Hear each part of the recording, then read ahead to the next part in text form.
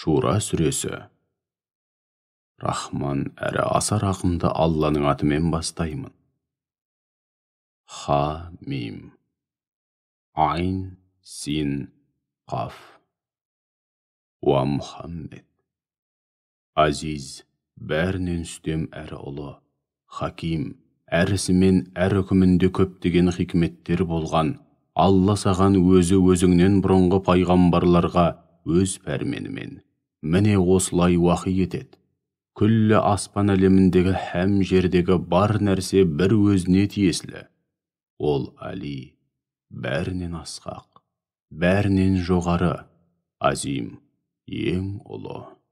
Күллі аспан әлемі оның ұлылығы мен айбатының алдында тас төбесінен шатынай жаздайды. Періштелер Раббыларына сен мінсізсің, бар мадақ пен шексіз шүкіршілік һәм ең көркем есімдер мен сипаттар бір өзіңе ғана тән деп мадақ жаудырады. Һәм одан жердегілер мүміндер үшін кешірім тілейді.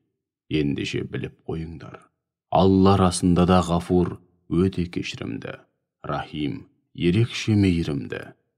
Ал одан өзгелерді ие тұтып, күпірлік қылғандарға келсек, Алла оларды үнемі бақылауда және барлық істерін жаздыруда. Ендеше сен олар үшін жауап беретін, олардың кепілгері емессің. Міне осылайша, саған бас шаһар Мекке халқын һәм маңайындағы елдерді алдын ала ескертуің үшін, анығын айтқанда, оларды шүбәсіз келетін махшар күнімен ескертерсің деп арабша Құран уахи еттік. Сол күні олардың бір тобы жәннатта болса, енді бір тобы жалындаған оттың ішінде болады. Егер Алла қаласа олардың барлығын бір ғана сеніммен бір ғана өмір салтын ұстанатын бір үмбет қылар еді. Алайда ол өз хикметі бойынша қалағанын шексіз рахмына бөлейді. Ал күнәһар залымдарға келсек, олардың қамқор иелері де, қысылғанда қол ұшын берер медеткерлері де жоқ. Соған қарамастан, олардың Алладан өзгелерді ие тұтқаны қалай? Әйтсе де, нағыз ие Алла. Өлілерді қайта тірілтетін де бір өзі.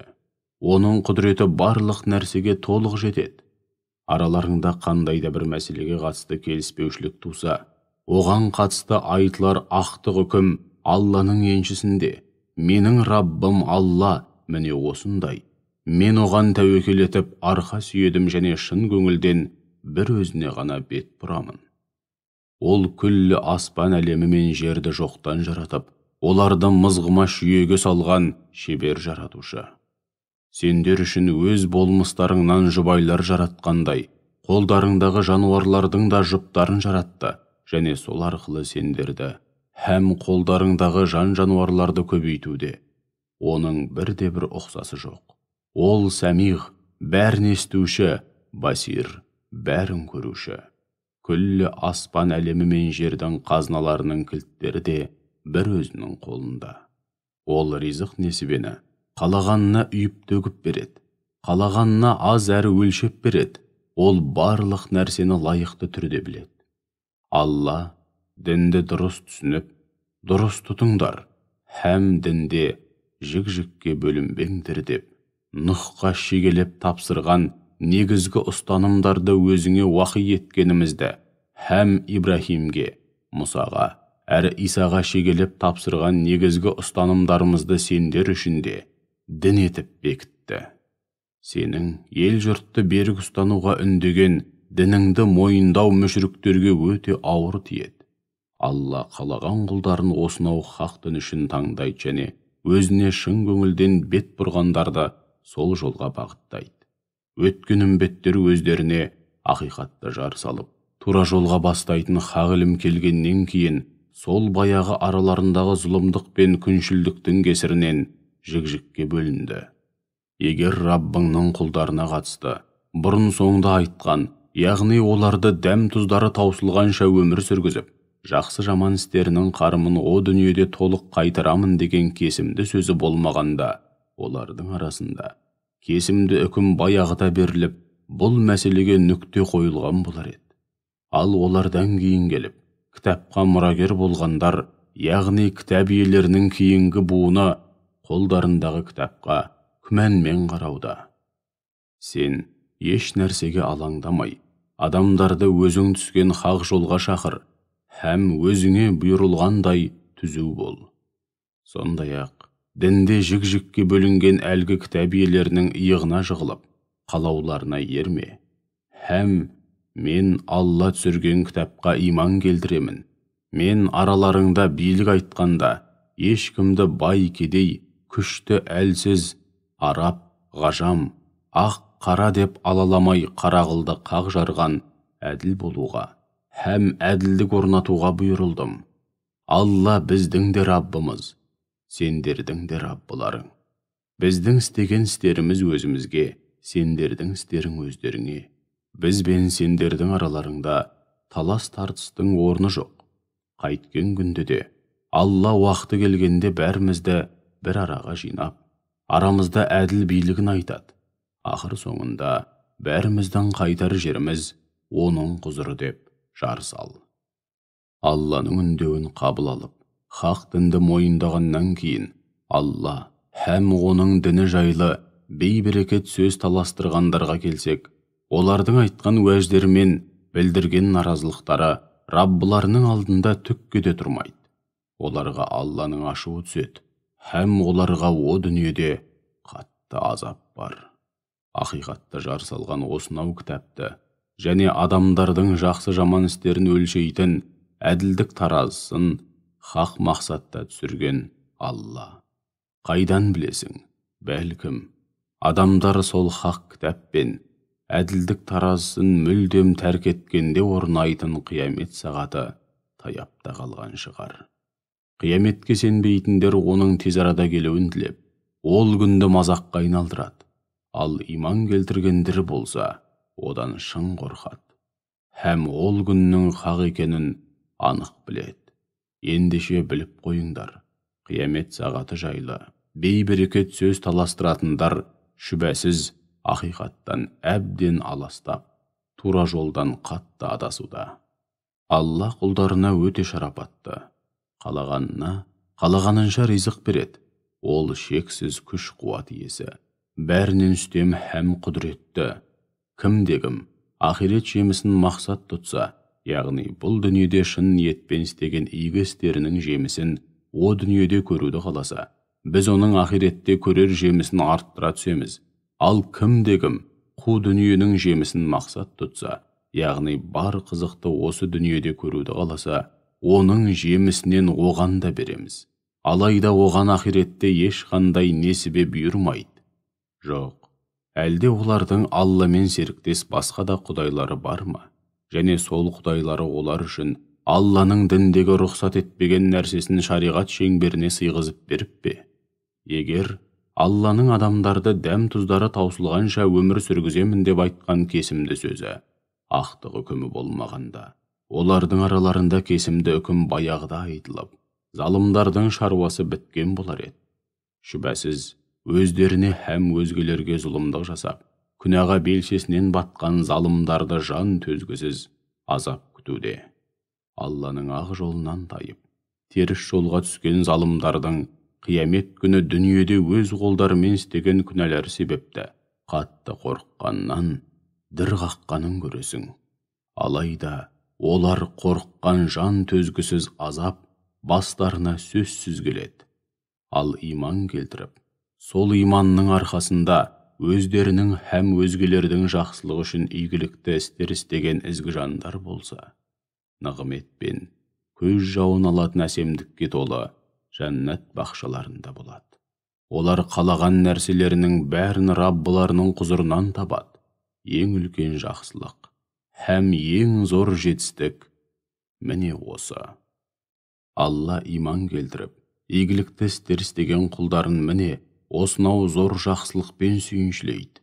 Уа Мұхаммед, оларға мен сендерден өздеріңді осынау зор жетістікке жеткізетін хақ дінді насихаттағаным үшін ешқандай ақы сұрамаймын.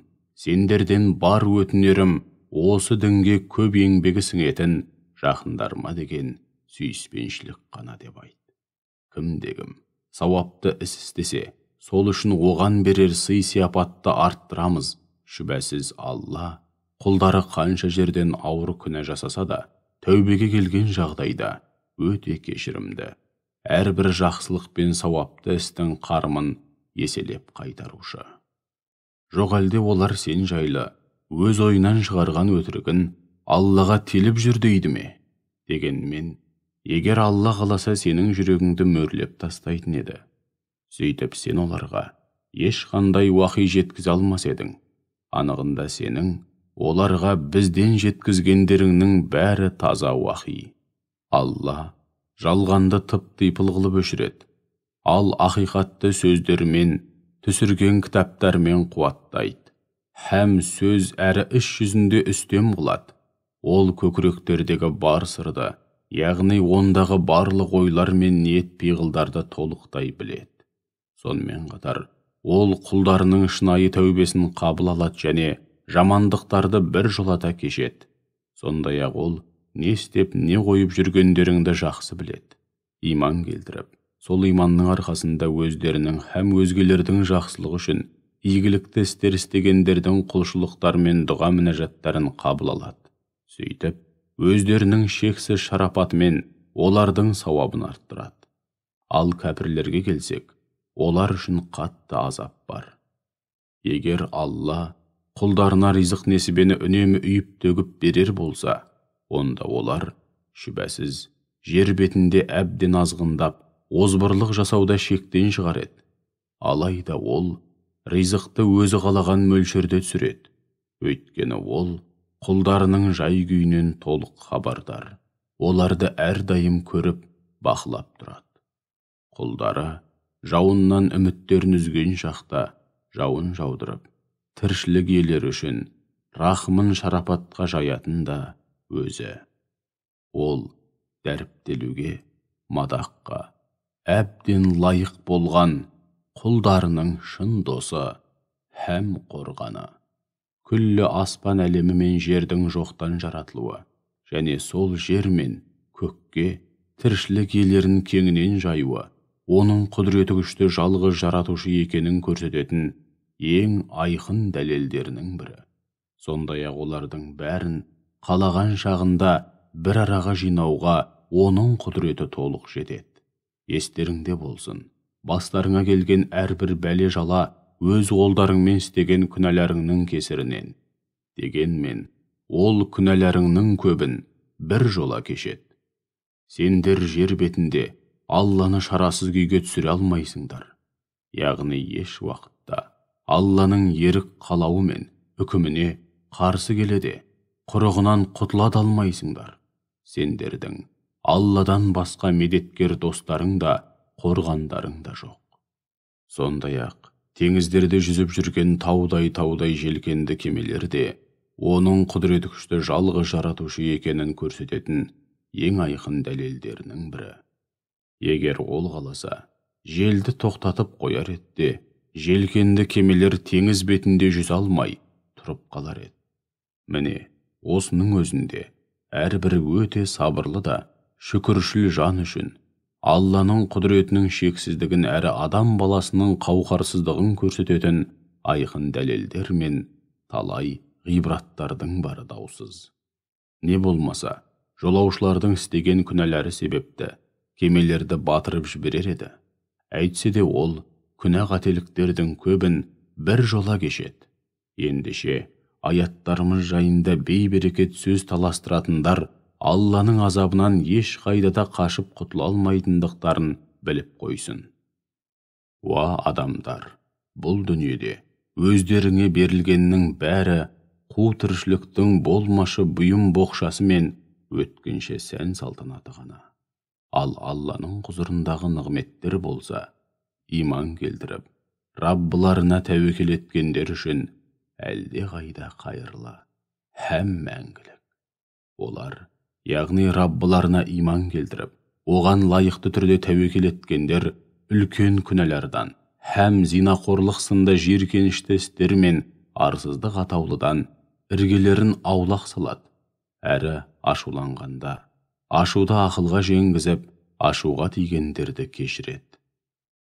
Сондай-ақ олар Раббыларының хақ дінге деген үндеуін қабыл алып, оған қалтқысыз мойын сунады, намазды кемеліне жеткізіп үзбей әрі уақытылы оқиды, және барлық істерін өзара кеңесе отырып істейді, және өздеріне ризық ретінде берген мал мүлік, күш қуат, ақыл парасат, білім тағы сол сияқты нығметтерімізден міндет етпей ізгілік жолында жұмсайды. Сонымен қатар олар жеке дара немесе қауым болып, зұлымдыққа ұшырағанда жұдырықтай жұмылып бір-біріне қолдау көрсетіп, зұлымдыққа жұмыла қарсы тұрады.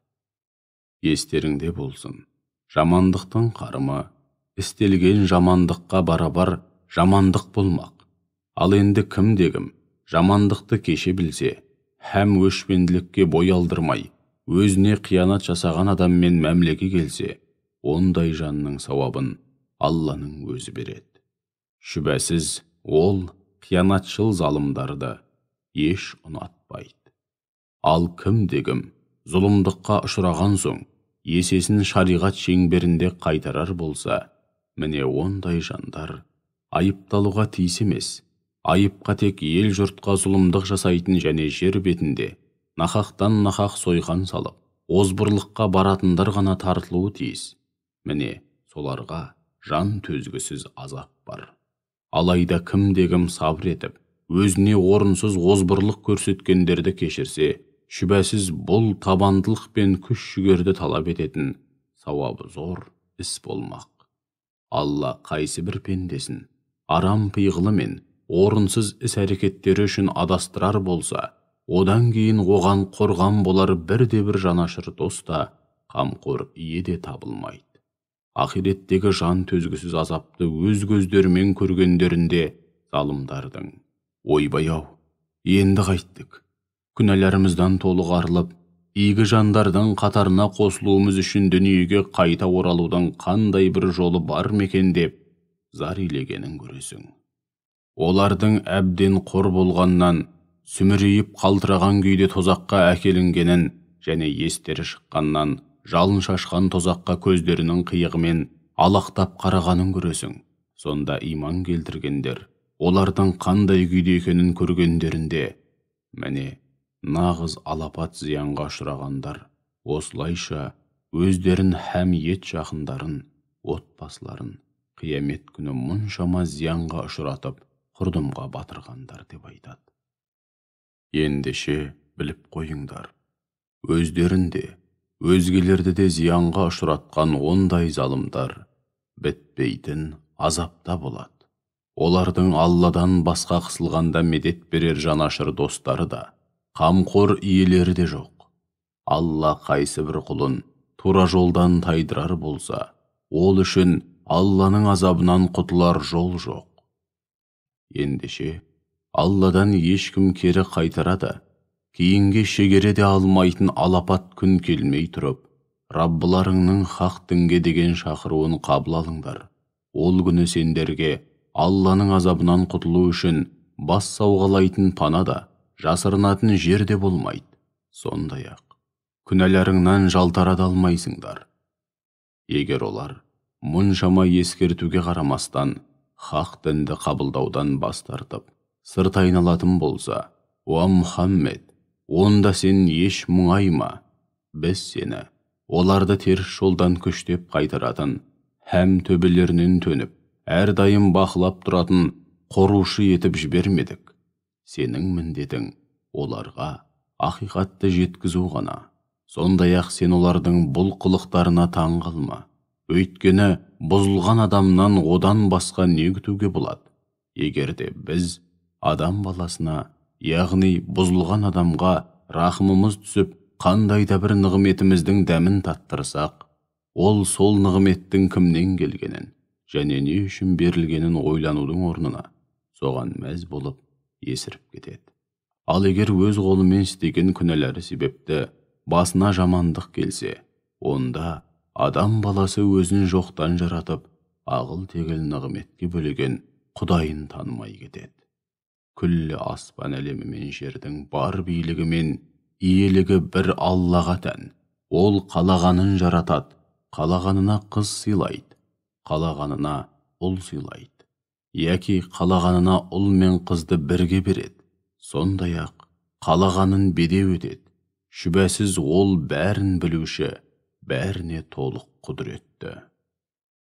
Алла адам баласымен тек жүрегіне аян беру арқылы, немесе перде сыртынан оған тіл қату арқылы, я болмаса оған өзінің қалауын, уахи ететін елші, періште жіберу арқылы ғана тілдеседі.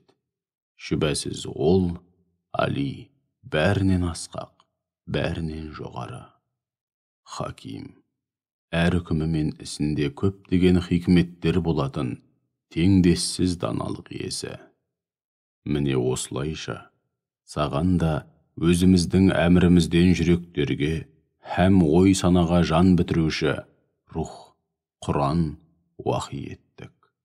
Сен одан бұрын кітаптың не екенін және иманның не екенін білмейтін дедің. Алайда біз ол рухты, Құранды нұр қылдық. Һәм сол арқылы құлдарымыздың арасынан қалағандарымызды тура жолға бастаудамыз. Шүбәсіз, сен үмбетіңді тура жолға бастаудасың. Күллі аспан әлемі мен жердің бәрі бір өзіне ғана тиесілі болған Алланың жолына бастаудасың. Естеріңде болсын, барлық істер түптің түбінде Алланың алдына барады. Сөйтіп, әрбір іске қатысты кесімді билікті Алланың өзі айтып, ақтық үкімді өзі шығарады.